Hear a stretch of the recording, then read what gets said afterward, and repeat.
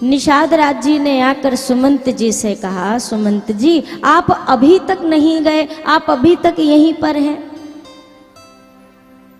सुमंत जी ने कहा, हे निषाद राज जी, आज मुझे समझ नहीं आ रहा कि मैं अयोध्या कैसे जाऊं, और जाऊं भी तो क्या कहूं जाकर के, किस मुंह से जाकर मैं राम माता कौशल्या को उत्तर दूं, उनके पिता को उत्तर दूं, किस प्रकार से अयोध्यापुर वासियों को उत्तर दूं, मैं कैसे जाऊं। श्री सुमंत जी की हालत ऐसी है, अपने हाथों से अपने केशों को सुमंत जी नोचते हैं, खींचते हैं और कहते हैं, अरे सुमंत तूने कितना सुंदर अवसर गंवा दिया, तू कैसा अभागा निकला सुमंत। अयोध्या से दूर है, राम को छोड़ने आया था, राम जी जंगल में चले गए, और अरे अभागे सुमंत अभी भी तू अपने प्राणों को समेट कर सहेज कर बैठा हुआ है। अरे अगर आज राम वियोग में तू प्राण त्याग देता ना सुमंत, तो संसार में तेरा नाम हो जाता। अभी तक प्राणों के मोह को लेकर बैठा हुआ है। सुमंत जी स्वयं को कोसते हैं। अश्वों की हालत कैसी है, जो घोड़े हैं उन घोड़ों की दशा गोस्वामी जी लिखते हैं, जनु बिनु पंख बिहंग अकुलाही। जैसे कोई पक्षी अगर वो उसके पंखों को काट दिया जाए और वो तड़पती है, जमीन पर पड़ी पड़ी उड़ने को विकल रहती है, ऐसी ही दशा उन अश्वों की है जो जाना चाहते हैं पर जा नहीं सकते। श्री गोस्वामी जी महाराज ने यह वर्णन किया, बारंबार निषाद राज जी ने समझाया। दशा देखिए सुमंत जी की, ये स्वयं से रथ चलाने के अभी योग्य में है ही नहीं, अभी इनकी अवस्था नहीं है इनकी। अपने 2 सेवकों के साथ रथ को आगे अयोध्या के राजमार्ग में पहुंचाया। जब सीमा प्रारंभ हुई अवध के भीतर जाने की, सुमंत जी ने सेवकों को भेज दिया राजद्वार से, और अब स्वयं प्रतीक्षा कर रहे हैं। किस बात की प्रतीक्षा? ये प्रतीक्षा की थोड़ा सा अंधेरा हो जाए, प्रकाश ज्यादा है, अंधकार की बेला हो तो उस अंधकार की आड़ में मैं धीरे से चुपचाप महल में चला जाऊंगा। ऐसा क्यों किया सुमंत जी ने? 2 कारण रहे होंगे। मानो सुमंत जी ये विचार कर रहे हैं कि ये सुमंत का मुख देखने योग्य नहीं है, कि अयोध्या वालों को क्या मुख दिखाऊं मैं। अन्यथा दूसरी चीज, अगर लोगों ने मुझे देखा, मुझसे पूछेंगे सुमंत कहिए राम जी को कहाँ छोड़ कर आए, मैं किसको किसको जवाब दे पाऊंगा। सायंकाल की बेला निकट आई। दिन ढलने के समय में सुमंत जी अब महल के भीतर गए। श्री सुमंत जी महाराज के पांव नहीं बढ़ रहे कि रथ से उतरूं कैसे और कैसे मैं कक्ष के भीतर जाऊं। सुमित्रा जी ज्ञानी हैं, वो समझ जाएंगी, वो सब कुछ जानती हैं। कैकेयी जी के आने का कोई सवाल ही नहीं उठता, महाराज आने की स्थिति में नहीं है। बस मुझे एक भय खा रहा है, अगर रथ की आवाज को सुनकर राम माता कौशल्या दौड़ कर आई और मुझसे पूछ बैठे सुमंत जी मेरा राम कहाँ है, उस वक्त मैं क्या जवाब दूंगा, मैं क्या उत्तर दूंगा। माँ तेरे कोमल से लाल को जो कमल से भी सुकोमल है, ऐसी तेरी पुत्र वधू और तेरे पुत्र को मैं जंगल के बीच भटकने के लिए छोड़ आया, मैं क्या उत्तर दूंगा। किसी तरह धैर्य धारण करके सुमंत जी भीतर गए। जब भीतर पहुंचे, कौशल्या मैया ने सुमंत जी से तो बाद में पूछा, पहले दौड़ कर गई, रथ की ओर देखा। रथ को देखते ही मां कौशल्या समझ गई, नहीं आया, कोई नहीं आया। किसी तरह स्वयं को संभालती हुई कक्ष में आई। क्यों? क्योंकि अगर महाराज के सामने मैं अधीर हो गई तो फिर महाराज को कौन संभालेगा। भीतर आई। सुमंत जी ने, हे जय जीव, आपका दास सुमंत आपको प्रणाम करता है। प्रणाम किया। सुमंत जी के शब्द दशरथ जी के कर्णों में पहुँचे और पहुँचते ही मानो किसी जल से बाहर पड़ी हुई मछली को किसी ने वापस जल के भीतर डाल दिया हो और वो जी उठी हो। ऐसे सुमंत जी की आवाज़ को सुनकर दशरथ जी बिल्कुल एकदम चैतन्य अवस्था में आकर बैठ गए। विकल से जो थे ना, अब मानो प्राण आ गए हैं इस विकल से देह में, इस बेजान से शरीर में। पहला प्रश्न किया, हे सुमंत जी, मेरा राम कहाँ है? कुशल से तो है?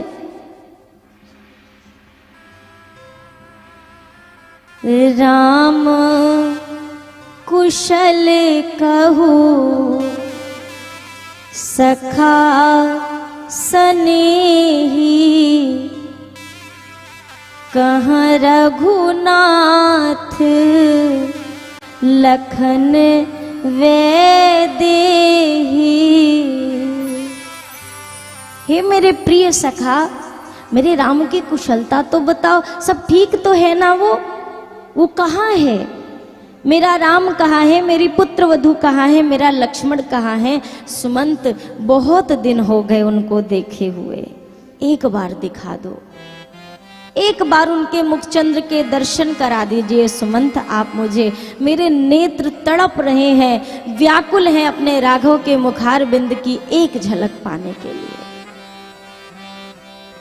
श्री सुमंत जी महाराज ये सुन रहे हैं, बारंबार अपने आप में कहते हैं, अरे सुमंत, अगर प्राण निकल गए होते ना तो बड़ा ही अच्छा होता।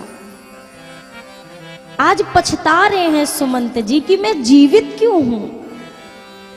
क्या एक पिता को ये समाचार देने के लिए कि अब आपकी मुलाकात आपके पुत्र से 14 वर्षों के बाद होगी, मैं जीवित क्यों रहा? धीरे से श्री दशरथ जी महाराज से सुमंत जी ने हाथ जोड़कर कहा, हे नाथ, आप ना ये सुमंत को प्राण दंड दे दीजिए। क्यों सखा? हे सुमंत जी, आप ऐसा क्यों कहते हो? क्यों प्राण दंड मांगते हो? मैं वो नहीं कहता, बस ये कह रहा हूं, मेरे राम को दिखा दो। सुमंत जी ने कहा, प्रभु, जीवन में प्रथम बार इस दास ने आपकी आज्ञा का उल्लंघन किया है। आपने मुझसे बार बार कहा था, सुमंत, मेरे राम को 4 दिन वन में घुमाना और वापस लेकर आ जाना, पर मैं अभागा लेकर के तो रथ में गया, पर रथ में बिठाकर वापस नहीं ला पाया। महाराज, मुझसे ज्यादा भली प्रकार तो आप राम जी को जानते हैं, क्या आप अपने पुत्र का स्वभाव नहीं जानते? क्या राघव जी के हृदय की बात आप नहीं समझते? आप भली प्रकार जानते हैं कि उनके लिए धर्म का महत्व क्या है। पिता के वचनों का पालन करने का जो धर्म उन्होंने निभाने का एक उत्तरदायित्व लिया है, संसार में ये कर पाना और किसी के वश की बात नहीं है। और वाकई में आप पूरी ये कथा पढ़ लीजिएगा, इस प्रसंग में दशरथ जी ने कहीं भी नहीं कहा है कि राम जी आप वन चले जाओ।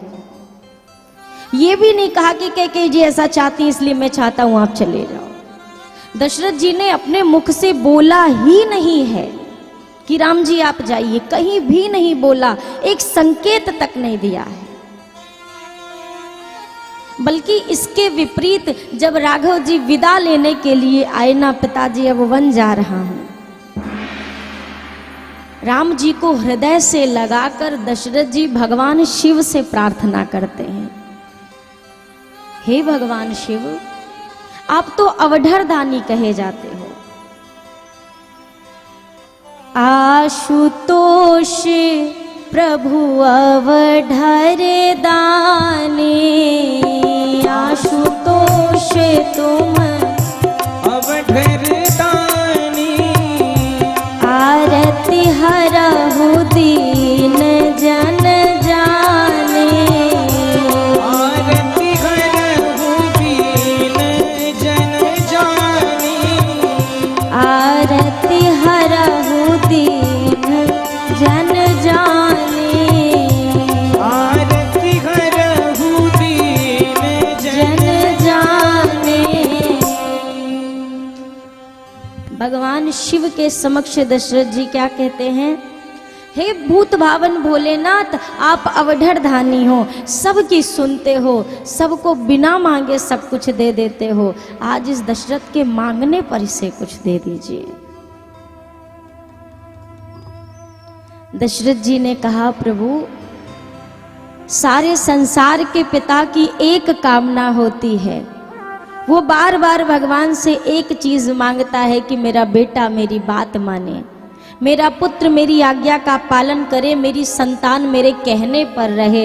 हर पिता की ये आशा होती है। पर सत्य कहता हूँ भगवान शिव, हे भगवान शंकर, आज इस पिता के हृदय की बात सुन लो, ऐसी कृपा कर दो ना कि मेरा राम मेरी बात को माने ही ना, वो मेरी आज्ञा का उल्लंघन कर दे। ये दशरथ जी के शब्द हैं। दशरथ जी कहते कुछ कृपा करिए कि राम मेरे कहने में आए ही ना। और अगर मैं आपसे श्री वाल्मीकि रामायण की चर्चा करूं तो वहां पर तो दशरथ जी राम जी से यहां तक कहते हैं, राम आप मुझे बंदी बनाकर कारागृह में डाल दो और अयोध्या के राज सिंहासन पर बैठ जाओ, पर आप वन में ना जाओ। लेकिन ये मेरे राम जी हैं, ये राघव जी हैं। सारा संसार किसी एक ऐसे भाई की पूजा नहीं करता जो एक राज्य के लिए अपने छोटे भाई को लात मारकर लंका से निकाल देता है। सारा संसार उन राम जी से प्रेम करता है जो सब कुछ त्याग कर पिता के वचन मात्र के पालन हेतु जंगल का रास्ता चयन कर लेते हैं। श्री दशरथ जी महाराज से सुमंत जी ने कहा, राम जी को मैंने बहुत कहा महाराज कि वापस चलिए, पर वो नहीं आए। उन्होंने धर्म की बात कह दी, मैं मौन रह गया, मैं क्या बोलता। पुत्रवधू जानकी से मैंने कहा, बेटी आप तो कम से कम वापस चलो। उन्होंने एक बात कही, हे तात, अगर प्राण ही नहीं रहेंगे तो शव को अयोध्या ले जाकर आप क्या करोगे। वो भी नहीं आई। लक्ष्मण जी ने जो बात कही, लक्ष्मण जी से बोला कि आप चलो। उन्होंने भी कह दिया, किसके लिए अयोध्या जाऊं जब वहां पर मेरे माता पिता जंगल में हैं, तो बेटा घर के सुख को थोड़ी ना भोगेगा, मैं नहीं जाऊंगा।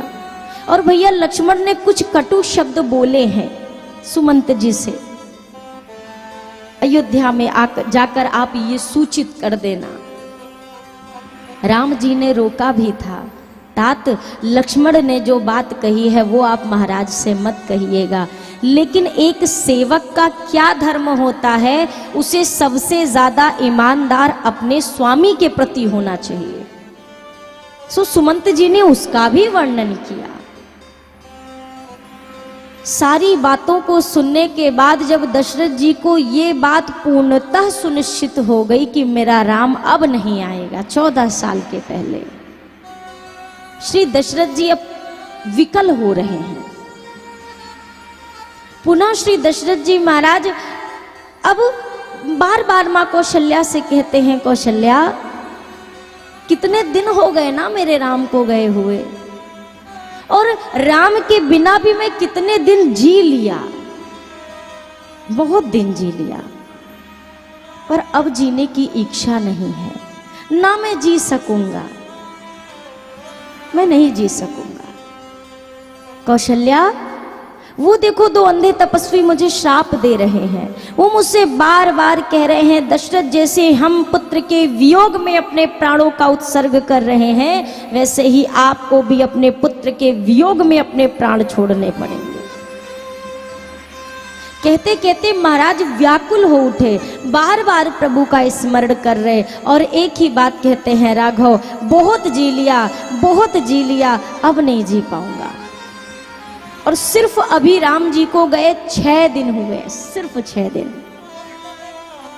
हमारी जिंदगी बीत जाती है, हम कभी नहीं कहते भगवान के बिना बहुत रह लिए, जीवन खत्म हो जाता है, 40-50 साल बीत जाते, 30 साल बीत जाते, कभी नहीं कहते प्रभु आपके बिना कितना जी लिया, अब नहीं जिया जाता। झूठ में भी नहीं कहते, सच की तो बात अलग है।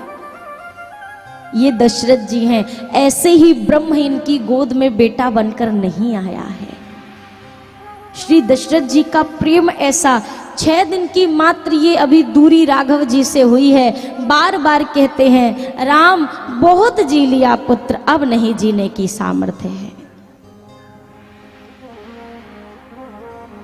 हा रघुनंदन प्राण प्रीते, हा रघुनंदन प्राण प्रीते, तुम बिन जियत बहुत दिन बीते, तुम बिन जियत बहुत दिन बीते, हा जानकी लखन हार रघुवर, हा जानकी लखन हार रघुवर, हा पित हित चित चातक जलधर, हा पित हित चित चातक जलधर, हा रघुनंदन प्राण प्रीते, हा रघुनंदन प्राण प्रीते, तुम बिन जियत बहुत दिन बीते। श्री दशरथ जी महाराज विकल हो उठे, उनका शरीर शिथिल होने लगा। दशरथ जी के प्राण कंठ में आकर रुक गए, पूरा शरीर शिथिल हो गया, कंठ में प्राण अटके। और जैसे ही अंतिम श्वास लेने की वेला आई, दशरथ जी ने 6 बार राम राम कहा है। मानो जो एक एक दिन का विरह राम जी से रहा, वो एक एक दिन के लिए एक एक बार राम राम बोला।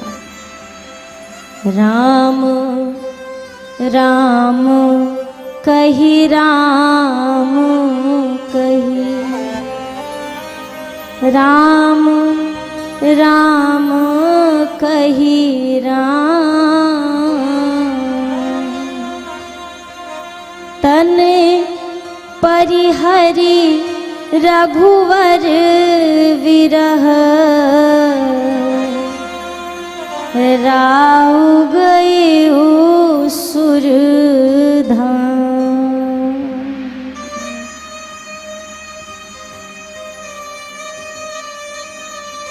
श्री दशरथ जी महाराज राम राम कहते हुए अपने प्राणों का त्याग कर देते हैं। मैया कौशल्या ने देखा महाराज अचानक बोलते बोलते मौन क्यों हो गए। नासिका के पास अपने कर कमलों को लगाया, श्वास गति को जब न चलता हुआ देखा, मां समझ गई। महाराज के चरण कमलों को पकड़कर मां मूर्छित होकर रोना प्रारंभ कर देती है, रोने लगी। और तदुपरांत मैया सुमित्रा, श्री सुमंत जी महाराज, पूरी अयोध्या नगरी को जब समाचार मिला, सभी विकल हो उठे। गुरुदेव भगवान को बुलाया गया।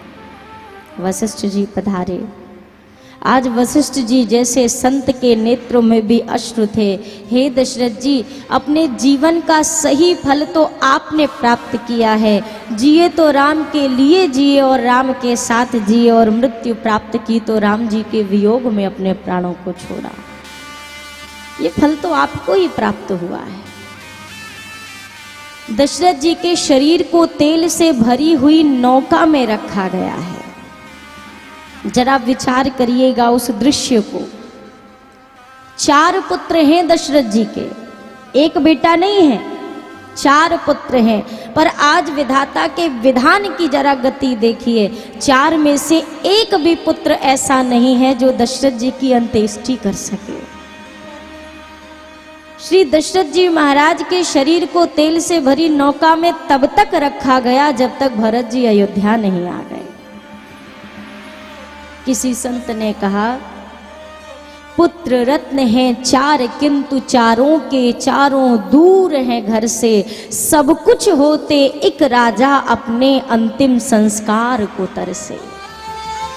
त्रैलोक्य की संपदा जिन दशरथ जी के पास है वो भी छोड़ देते हैं। स्वयं भगवान जिनके पुत्र बनकर गोद में खेले हैं, आज वो मेरे चक्रवर्ती सम्राट श्री दशरथ जी महाराज अपनी अंत्येष्टि के लिए एक पुत्र का इंतजार कर रहे हैं।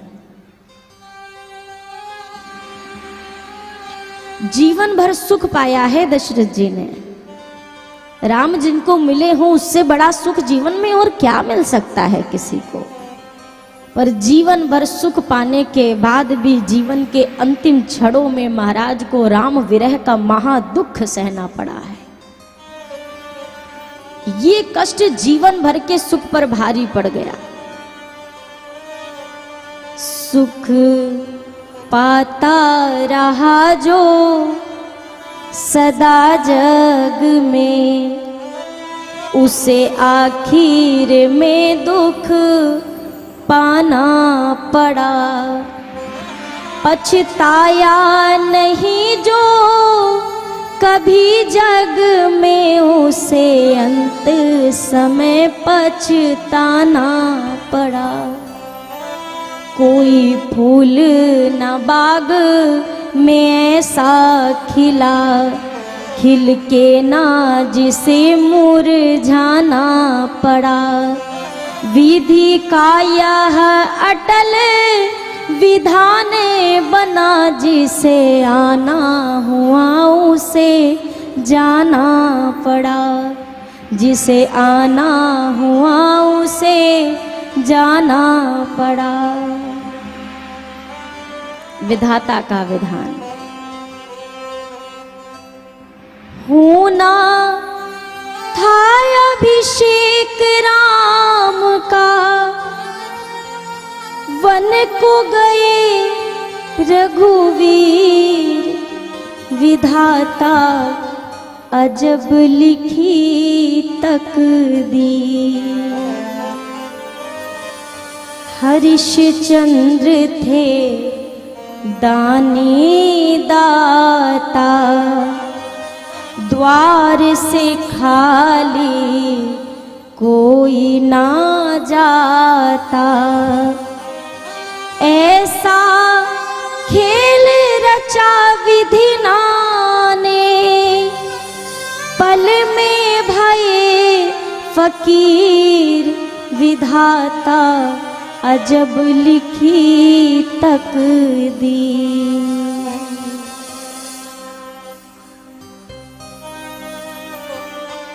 द्रौपदी 5 पतिन की नारी,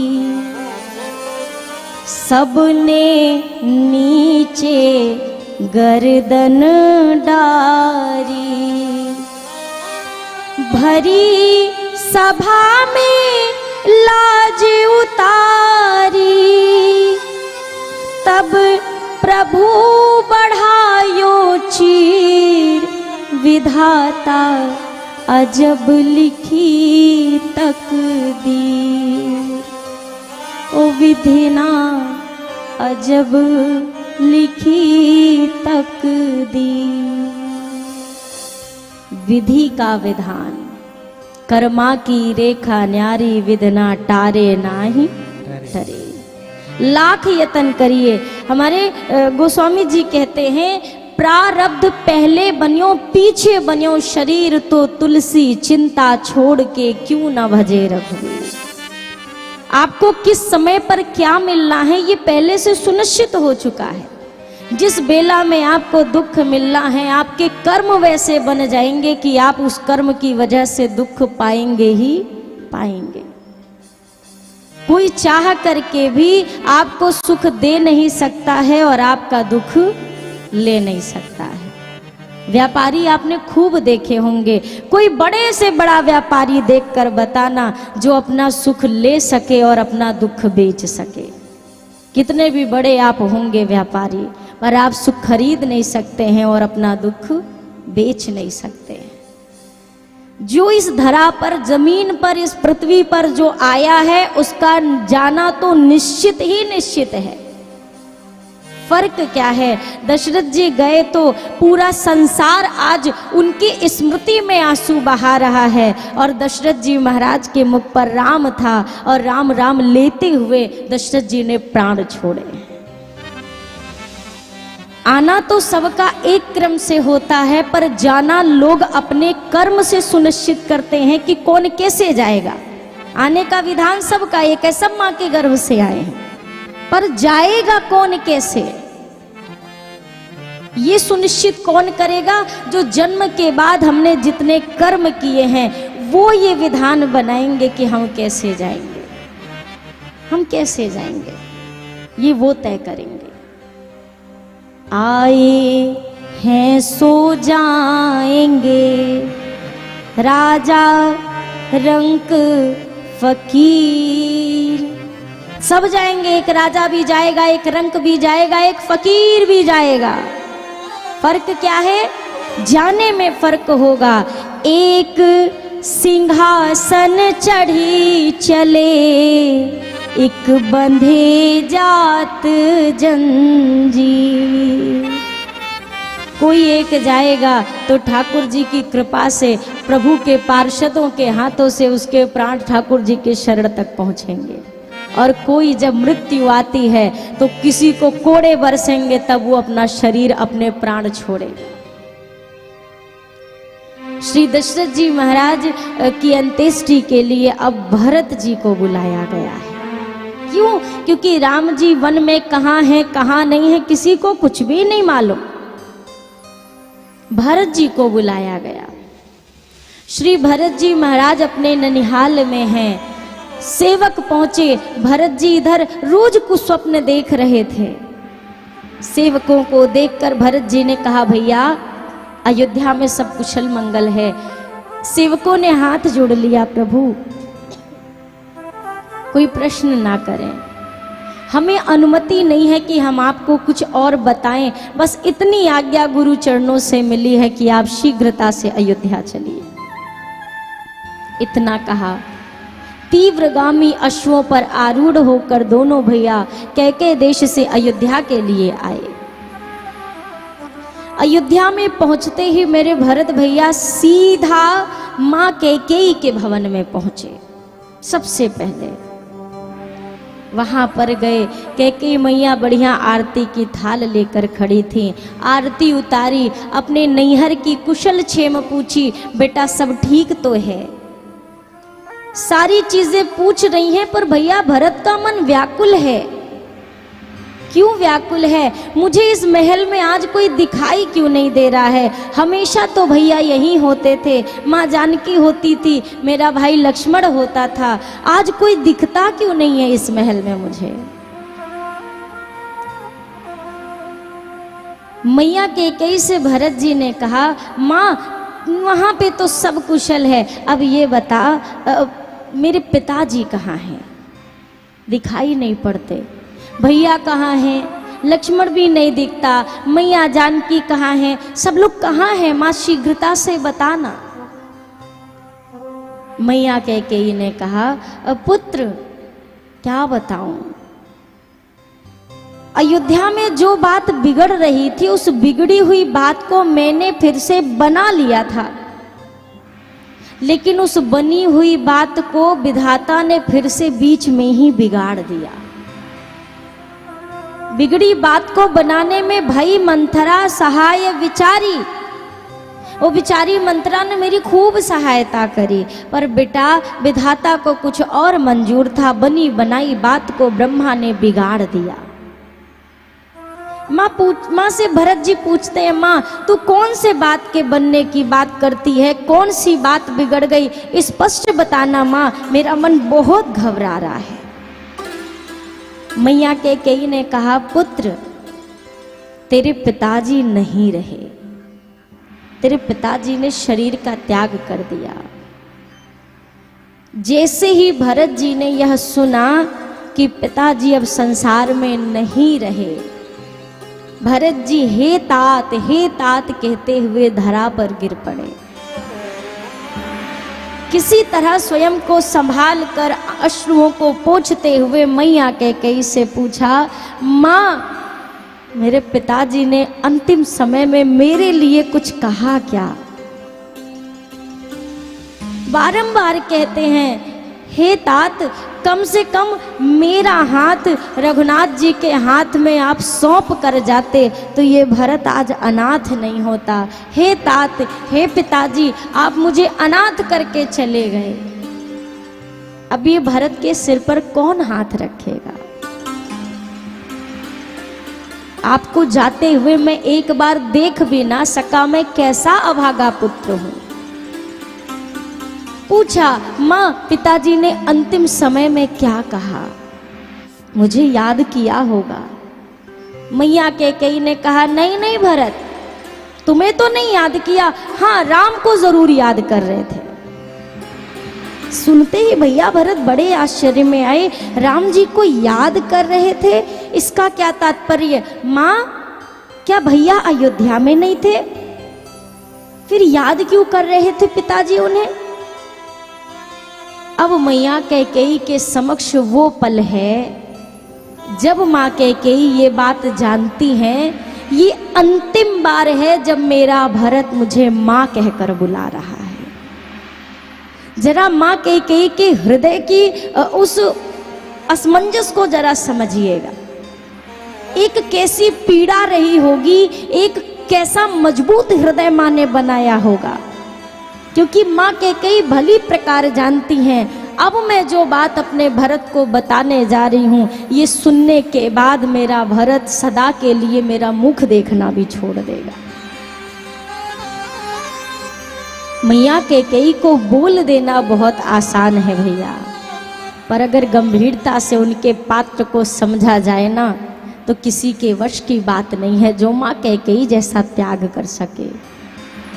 मैया कैकेयी ने अब बताना शुरू किया, राम को याद कर रहे थे। भरत जी ने पूछा, क्यों याद कर रहे थे, भैया कहाँ थे?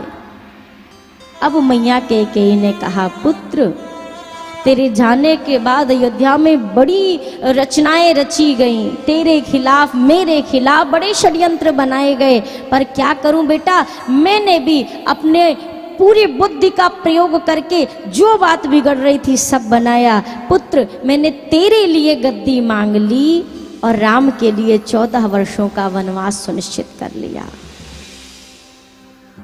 इतना सुनते ही भैया भरत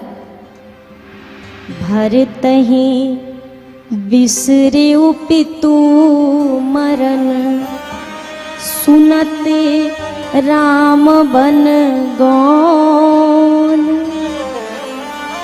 श्री भरत जी महाराज को पिताजी के मृत्यु की बात भूल गई, विस्मृत हो गई। क्यों हो गई? जैसे ही राम जी के वन चले जाने की बात सुनी। स्मरण रहे, जीवन में जब कोई बड़ा दुख आ जाए तो इंसान अपने छोटे दुख को भूल जाता है। पिताजी का ना रहना भरत जी के लिए दुख है, पर राम जी का वन चले जाना ये भरत जी के लिए महादुख है, महाविपत्ति है। श्री भरत जी महाराज स्वयं को किसी तरह संभाल कर पहला प्रश्न कैकेयी मैया से करते हैं, अरे कैकेयी कौन है तू? मां नहीं कहा, कैकेयी कौन है तू? तू मां कैकेयी नहीं हो सकती है, क्योंकि एक मां का हृदय इतना कठोर नहीं होता। वो भी अगर राम जी के जैसा पुत्र समक्ष हो तो ऐसी पाषाणता तो कोई मां दिखाई नहीं सकती। तू मां नहीं हो सकती, तू सच बता कि तू है कौन? कैकेयी, जिस वक्त तू मेरे भैया के लिए ये वर मांग रही थी उस समय तेरी जीवा कट के गिर नहीं गई? कीड़े नहीं पड़ गए? तुझे जरा भी ग्लानि नहीं हुई? अरे कैकेयी, इतना बड़ा कलंक अगर इस भरत के माथे पर लगाना था, उचित होता कि जब तेरे गर्भ में आया मेरी हत्या कर दी होती। आज ये राजद्रोह का कलंक इस माथे पर ना लगता। मैं अयोध्या की गलियों से होकर आया, आज कोई मेरा मुख नहीं देखना चाहता। कैकेयी, ये तूने क्या कर दिया? तूने तो इस भरत को कहीं का नहीं छोड़ा। आज इस अभागे भरत की वजह से मेरे पिता का प्राण निकला। आज इस अभागे भरत की वजह से भैया वन की ठोकरें खा रहे हैं। तूने क्या अनर्थ कर दिया कैकेयी। बारंबार मैया कैकेयी को भैया भरत ने बहुत कुछ कहा। अब यहाँ पर एक चीज ध्यान दीजिएगा, बहुत सारे लोग आधी अधूरी बातों को सुनकर पढ़कर निर्णय सुनाना शुरू कर देते हैं जो उचित नहीं है। किसी ने कहा भरत जी के जैसे संत ने अपनी माँ के लिए ऐसे शब्द बोले। तो गोस्वामी जी की एक रचना का स्मरण करिएगा। गोस्वामी जी महाराज ने एक रचना लिखी है जिसमें गोस्वामी जी कहते हैं, जाके प्रिय न राम वे देही तजिए ताहि कोटि बैरी सम यद्यपि परम स्नेही। ऐसा नहीं है कि भैया भरत ने माँ का त्याग बस किया है। अनेक भक्त हुए जिन्होंने उन सब को छोड़ दिया जिन्होंने राम को छोड़ा था। पिता तज्यो प्रहलाद विभीषण बंधु भरत महतारी बलि गुरु तजेऊ कंत ब्रज बनि तनि भय मुद मंगलकारी जाके प्रिय न राम वै देही। किसी ने अपने पिता को छोड़ा, प्रहलाद ने अपने पिता का त्याग कर दिया, विभीषण जी ने भाई का परित्याग कर दिया, अरे ब्रज की बालाओं ने तो अपने पति तक का त्याग कर दिया। कन्हैया के पास पहुंची बांसुरी की धुन सुनकर कान्हा ने कहा, गोपियों इतनी रात्रि में तुम्हें अपने पतियों की सेवा में होना चाहिए, तुम यहाँ क्या कर रही हो। गोपियों ने एक प्रश्न कन्हैया से किया, नाथ एक सवाल हम पूछती हैं उसका उत्तर देना। एक बात बताओ, अगर पति कहीं परदेश जा रहा हो तो पत्नी का धर्म होता है कि पति के फोटो की पूजा करके भी वो पति का सम्मान अर्चन करती है। पर अगर एक दिन वो अपने पति के फोटो की सेवा कर रही हो और उसी बीच उसका पति आए, दरवाजा खटखटाए, तो उस वक्त उस पत्नी को क्या करना चाहिए।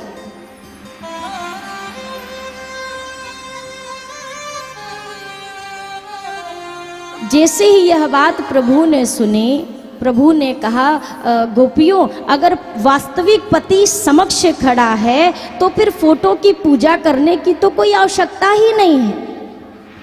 अगर असली पति समक्ष है तो फिर फोटो की पूजा क्यों करना।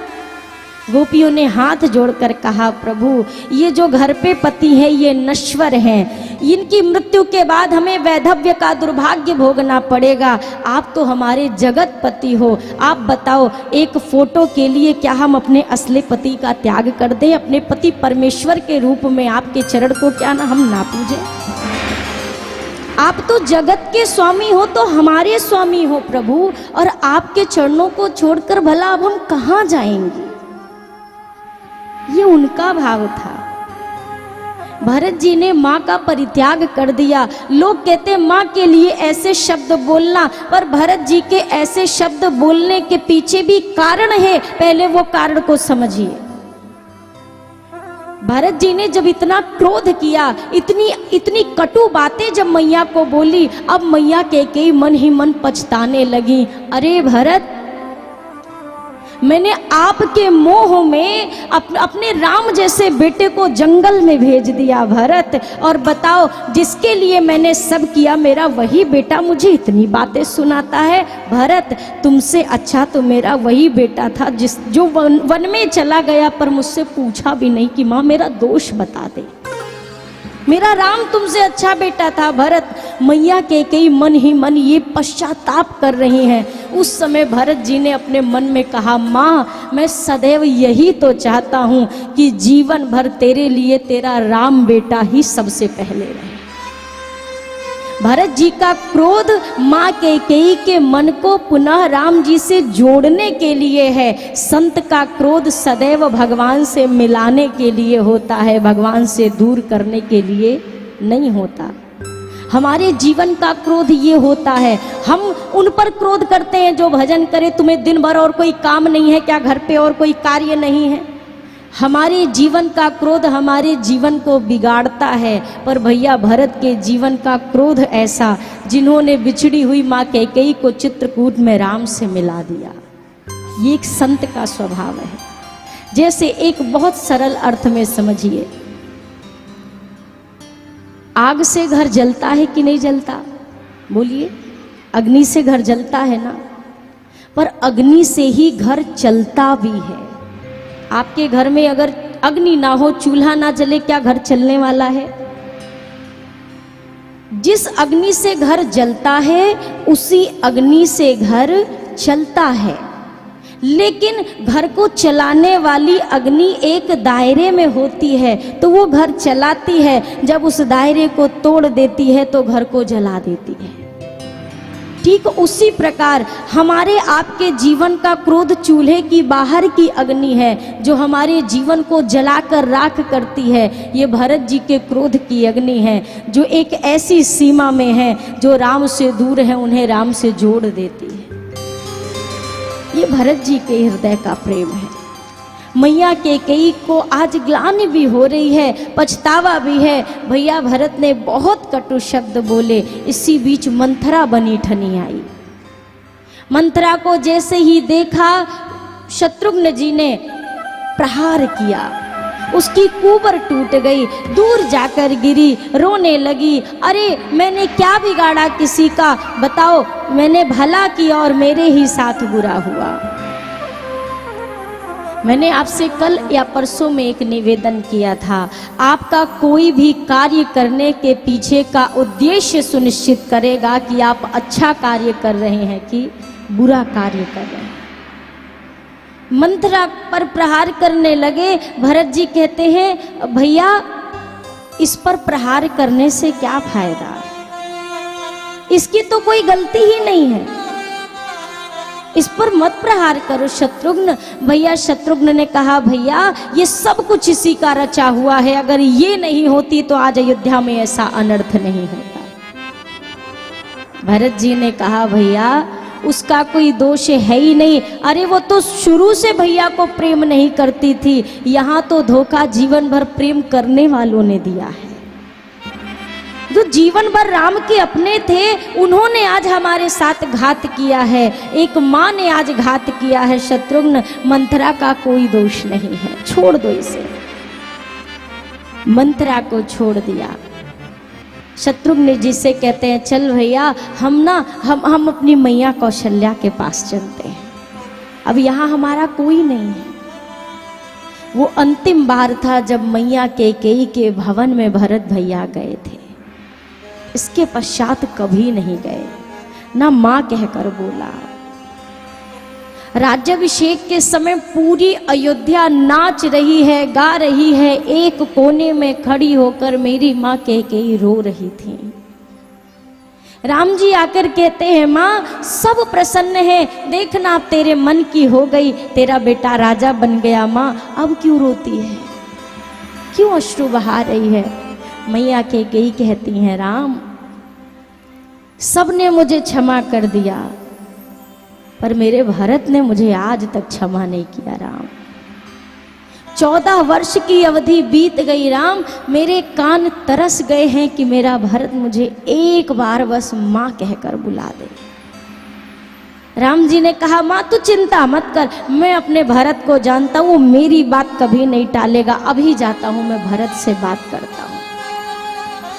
पहुंची, प्रभु श्री राम भरत भैया के पास पहुंचे, जाकर कहने लगे, भरत भैया आज अगर मैं आपसे कुछ मांगू तो क्या आप मुझे दोगे? भरत जी ने कहा, प्रभु मेरे तन की चमड़ी भी अगर उतार के आपके पैरों की पादुका बनानी हो, पनही बनानी हो तो मैं बनाने को तैयार हूं। दास से जो भी मांगो प्रभु, प्राण भी मांग लेना, सहर्ष दे दूंगा, बस दास की एक भिक्षा को पूर्ण कर देना। हे प्रभु सब कुछ मांगना, बस मुझसे ये मत कहना कि मैं कैकेयी को माँ कहूं, सिर्फ ये मत मांगना, सब कुछ मांगो सब दे दूंगा। अब विचार करिए, इसके बाद राम जी के पास कौन सा शब्द रह जाता है कि वो भरत जी से कुछ कहें? कुछ नहीं बोल पाए राम जी। ये भरत जी हैं। कौशल्या माँ के महल में कक्ष के बाहर पहुंचे, दूर से ही द्वार से ही भरत जी ने एक बार कहा, माँ जैसे शाम को लौटी हुई गैया बछड़े की आवाज सुनकर दौड़ पड़ती है, भरत जी की आवाज सुनकर माँ कौशल्या दौड़ पड़ी, पर शरीर में ताकत नहीं है। जाते जाते आधे मार्ग में ही गिर गई। भरत जी दौड़ कर आए, मैया को उठाया है, आसन पर बिठाया, हृदय से लग गए और गोद में सर रखकर भरत जी ने रोना शुरू किया। माँ जननी सत्य कहता हूं, ये कैकेयी ने जो कुछ भी किया इसमें मेरा मनसा वाचा कर्मणा रंच मात्र का भी कोई सहयोग नहीं है। मां मेरी बातों का विश्वास कर लेना। ये भरत सत्य कहता है मां, अगर मन से भी मैंने इस रचना में कोई सहयोग दिया हो, मां संसार के जितने पाप होते हैं सारे पाप को ये भरत अकेला भोगे। 28 नर्क है मां, हर नर्क को ये भरत कल्प कल्प तक भोगे, अगर मेरा मन से भी ऐसा कुछ योग रहा हो। मैं सच कहता हूँ माँ, मैंने कुछ भी नहीं किया, मेरा कोई दोष नहीं, मैं जानता भी नहीं कैकेयी ने ऐसा क्यों किया, बस मैं अभागा, मेरी इतनी सी गलती है माँ कि मेरा जन्म इस रघुवंश में हो गया। अगर मैं इस धरती पर और इस युग इस कुल में जन्म नहीं लेता ना माँ, तो ये कैकेयी के मन में मुझे राजा बनाने की बात ही ना आती, और अगर राजा बनाने की बात ना आती तो आज भैया वन में नहीं होते माँ, आज पिताजी हमारे साथ होते। तो मुझ अभागे का दोष सिर्फ इतना है कि मैंने जन्म लिया, मैं जन्म लेते ही मृत्यु को नहीं प्राप्त हुआ, बस मेरा इतना सा दोष है माँ। इसके अलावा सत्य कहता हूँ माँ, तेरे चरणों की सौगंध भरत ने कुछ नहीं किया। मैया कौशल्या ने जब नरक वाली बात सुनी, मैया कौशल्या ने भरत लाल के मुख पर हाथ रख लिया। पुत्र, कौन कहता है कि तू दोषी है? और बेटा सच कहती हूं, ये राम माता कौशल्या के वचन है भरत। अगर संसार में किसी ने विचार में भी ये बात लाई कि राम वन गमन के पीछे कैकेयी या भरत का दोष है, राम माता कौशल्या कहती है, हृदय से कहती है, उसे कल्प कल्प तक नरक में भी ठौर मिलने वाली नहीं। मेरा भरत, एक बार को गंगा जी के जल में अपवित्रता आ सकती है, पर मेरे भरत के मन में कभी कोई मैल नहीं आ सकता। एक बार ये संभव है सूर्य प्रकाश के बजाय अंधकार देना प्रारंभ कर दें, पर मेरा भरत राम से बैर कर ले, ये संसार में कभी संभव नहीं है। मैं अपने भरत को जानती हूं, मुझे पता है। श्री राम कथा में आप अगर तुलना करने बैठेंगे ना कि किसी एक पात्र के त्याग और प्रेम को बढ़ाकर देखा जाए किसके भीतर ज्यादा था, आप फेल हो जाएंगे, आप हार जाएंगे। इस श्री राम कथा में जिसने एक शब्द भी नहीं बोला, वो शत्रुघ्न भैया का पात्र भी इतना त्याग से भरा हुआ है। हम जाने भले ना, पर उनके त्याग का वर्णन भी करना किसी के वाणी के वश की बात नहीं है। जो तपस्या, जो तप राम जी जंगल में कर रहे, लक्ष्मण जी जंगल में कर रहे, भरत जी नंदी ग्राम में रहकर कर रहे, वही तप मेरे भैया शत्रुघ्न ने अयोध्या के राजमहल के भीतर रहकर साधा है। ऐसा नहीं था कि वो अयोध्या में राजमहल में थे तो शत्रुघ्न जी राज सुख भोग रहे थे, बाकी 3 भैया वन के कष्ट सह रहे थे। नहीं, ये तो छोड़ के चले गए, लेकिन शत्रुघ्न जी के त्याग की पराकाष्ठा समझिएगा, छोड़ा नहीं, उसी के भीतर रहकर उससे अलग रहे। ये त्याग शत्रुघ्न जी ने